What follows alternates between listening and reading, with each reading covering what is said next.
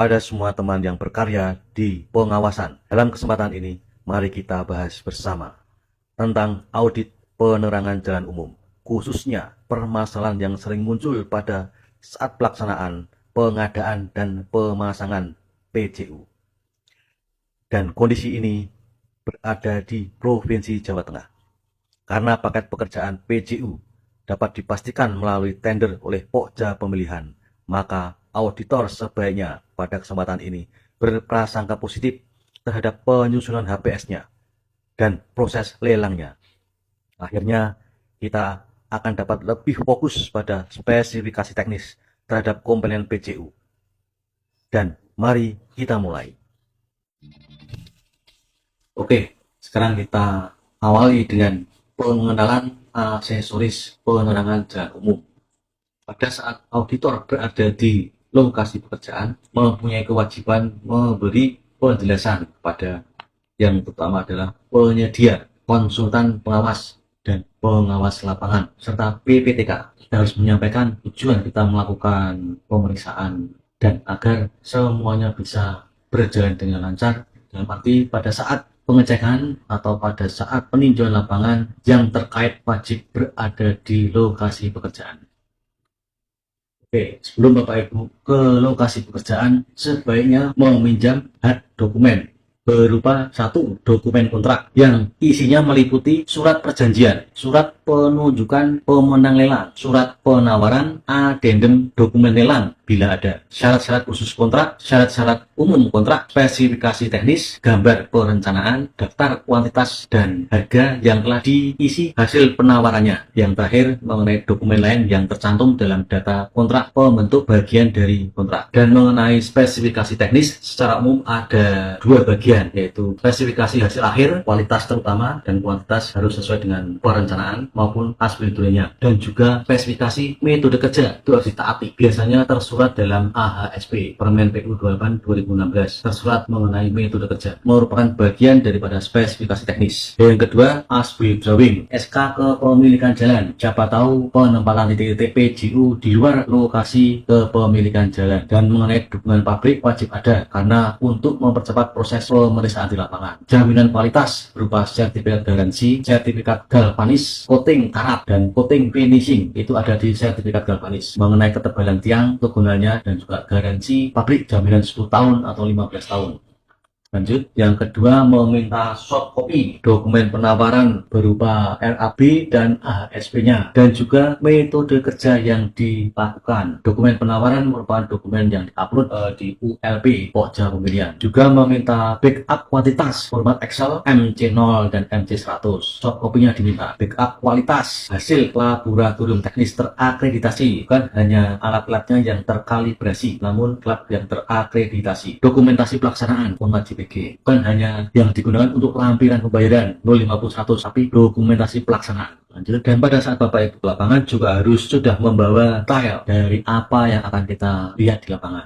Yang oktogonal 7 meter, tipe base plate harus tahan karat dan tidak mudah keropos. Seperti tadi harus ada jaminan coating karat dan coating finishing. Ketebalan minimal 2,8. Ini juga masuk di dalam garansi atau jaminan pabrik. Mengenai kabel ada dua tipe, LVTC 2x10 untuk kabel udara dan NYY 2x2,5 mm persegi untuk panel kontrol ke jaringan udara dan sambungan instalasi ke lampu. Lanjut, ya, ini mengenai dari pondasi menggunakan angker 19 mili, ada 4 buah, dan yang jelas anti karat. Menggunakan hot dip cor beton harus dilampiri juga dengan hasil laboratorium teknis. Untuk besi juga melampirkan hasil uji tarik besi dari lab teknis. Di sini Bapak Ibu perlu mencermati bahwa di posisi bawah ada lantai kerja 5 cm dan urukan pasir 5 cm. Dalam dokumentasi kalau tidak kelihatan, ya terpaksa ada penggalian di sisi pondasi tersebut. Hanya sampel saja. Mengenai mutu ton K250 perlu Bapak Ibu cermati, karena biasanya kalau pelaksanaan seperti ini berarti pelaksanaan manual, dalam arti pengecoran di lokasi pekerjaan, sangat rawan penyimpangan terhadap kualitas ton. Lanjut, tipe yang kedua, yang tadi 7 meter sekarang 9 meter, mempunyai ketebalan tiang oktogonal, platnya 2,8 mili sama, kabel penggunaan kabel sama. Lanjut, untuk detail daripada pondasi juga masih sama dengan yang tipe 7 meter. tipe yang C 9 meter, mempunyai ketebalan tiang 3 mili, yang tadi 2,8 ini 3 mili, tapi untuk perkabelan sama semua. Dan dalam video review ternyata untuk semua pemasangan tipe C mempunyai kesalahan arah lampunya. Dia tidak menyorot ke badan jalan, tapi menyorot ke depan. Lanjut, untuk detail pondasi juga masih sama. Bapak Ibu cukup melihat hasil laboratorium teknis untuk baja tulangan betonnya, apakah telah dimasukkan dalam backup kuantitas dalam perhitungan berat besi atau belum.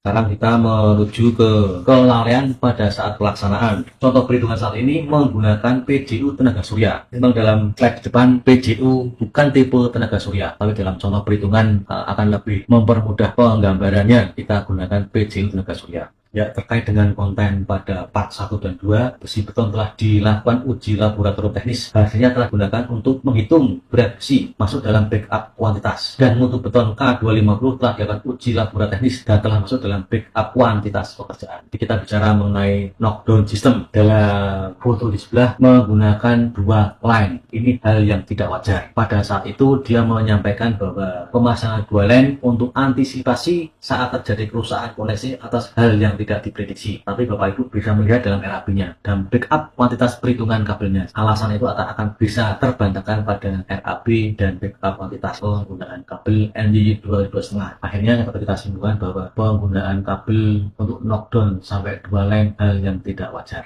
Ya, ini Bapak Ibu bisa melihat pemasangan kabel yang benar. Cukup 1 line. Memang dibutuhkan hanya 1 line, dan posisi MCB harus bisa menempel pada posisinya, tidak gemantung seperti ini. Bapak Ibu perhatikan, dia harus bisa menempel pada posisinya. Oke, kita lanjut. Ya, ini sekarang penggunaan ARDE atau kabel ground. Seharusnya dia menggunakan kabel tembaga BC 6 mm, tapi ini hanya menggunakan kabel tunggal 3,3 mili. Berarti ada kesalahan di sini dan wajib diganti, bukan diperhitungkan dalam pembayaran, karena untuk menyempurnakan sistem aliran listrik yang masuk ke bumi seandainya ada tegangan yang mendadak. Oke, Bapak Ibu bisa melihat yang di lain tempat malah menggunakan kabel tunggal 1,5 mili yang terlindungi PVC. Ini wajib diganti. Dan yang utama adalah untuk ground copper rod 5/8 in dari tembaga, dan sering yang dipasang adalah besi beton, maka tidak ada fungsinya kalau yang dipasang besi beton. Maka wajib diganti menggunakan ground copper rod dari tembaga diameter 5/8 in. Nah, yang berpengaruh terhadap keawetan dari instalasi PJU. Lanjut, ya, setelah kita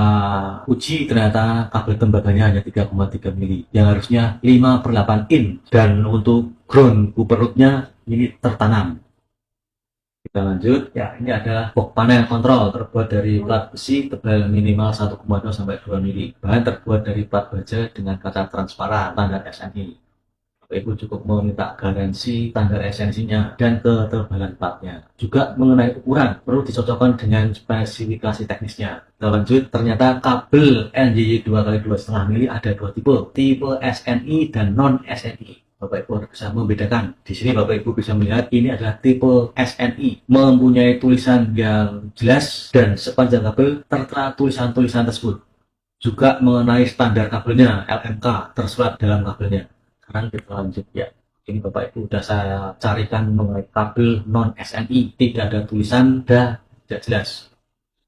Cara mengujinya, yang perlu Bapak Ibu lakukan adalah buka karet pelindung kabel, ambil tembaga penghantar aliran listriknya dan lakukan pembakaran atau pengerokan. Sudah dapat. Di situ nanti akan Bapak Ibu lihat warna dari tembaga tersebut akan berubah menjadi putih atau tetap seperti tembaga. Kalau berubah menjadi putih, maka kewajiban Bapak Ibu adalah untuk meminta untuk diganti. Dan seandainya ada bantahan dari penyedia, alangkah bijaksananya kalau kabel tersebut dimasukkan ke uji lab keaslian SNI-nya. Hasilnya untuk menentukan ganti apa tidak kabel tersebut. Kita lanjut sekarang ke tiang PJU. Bapak Ibu tidak perlu melakukan pengukuran ketebalan. Di sini Bapak Ibu cukup meminta garansi yang tersurat dalam spesifikasi badan. Garansi dari galvanisnya juga ketebalan pipanya. Gak masih mengenai tiang PJU, tapi ini tipe yang C9 yang ternyata setelah dipasang lampunya tidak menyorot ke badan jalan. Ya, proses pemasangan tiang PJU. Keberhasilan dari proses pemasangan tergantung ketelitian terhadap pemasangan pondasi. Kalau setting dalam pembersihan pondasi tidak tepat, maka akan kesulitan dalam pemasangannya. Proses penarikan kabel biasanya antara tiang 50 meter, namun tergantung lokasi dan tergantung spek teknisnya. Ya, yang saya katakan tadi, pemasangan tipe C9 yang ternyata mengarah ke luar dari badan jalan. Namun telah beradanya pemeriksaan, telah dilakukan perbaikan. Lanjut, oke, sekarang kita mencermati isi komponen box panel kontrol. Di dalam box panel kontrol yang utama adalah harus ada kontraktor. Bapak Ibu bisa meminta garansi replacement 1 tahun, surat dukungan pabrik, surat jaminan keaslian produk, dan mengenai merek juga Bapak Ibu bisa melihat di dalam spek teknisnya yang disyaratkan menggunakan merek apa dan yang terpasang ada kesamaan atau tidak. Yang kedua mengenai iMark digital juga sama, harus mengampilkan surat dukungan pabrikan, distributor resmi, surat jaminan keaslian produk, surat garansi 1 tahun replacement, dan mengenai merek Bapak Ibu bisa mencocokkan dengan spek teknis. Kita lanjutkan, yang terakhir adalah mengenai MCB, miniatur circuit breaker. Biasanya yang tertulis di MCB tersebut adalah merupakan ampernya, menggunakan 6 ampere, 10 ampere, atau 16 ampere. Ini juga harus ada memiliki standar ISO dari PLN dan LMK.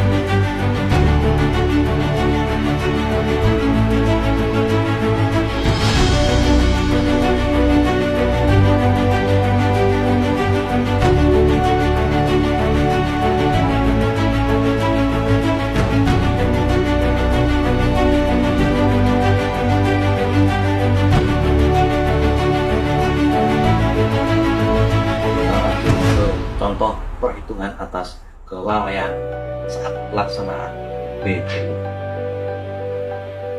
Akhirnya, kelalaian sampai dengan tahun 2020 tidak boleh ada lagi di tahun 2021 seperti dalam video. Dan mari Habib saling mengungkap kelalaian pelaksanaan di daerah masing-masing sebagai sarana mitigasi, bukan pencemaran. Dan pengungkapan seperti ini saya yakin pengendalian secara alam akan terjadi, masyarakat luas akan juga mengawasinya, dan semoga sajian ini dapat menginspirasi teman-teman se-Indonesia. Akhir kalam, wabillahi taufiq wal hidayah. Wassalamualaikum warahmatullahi wabarakatuh.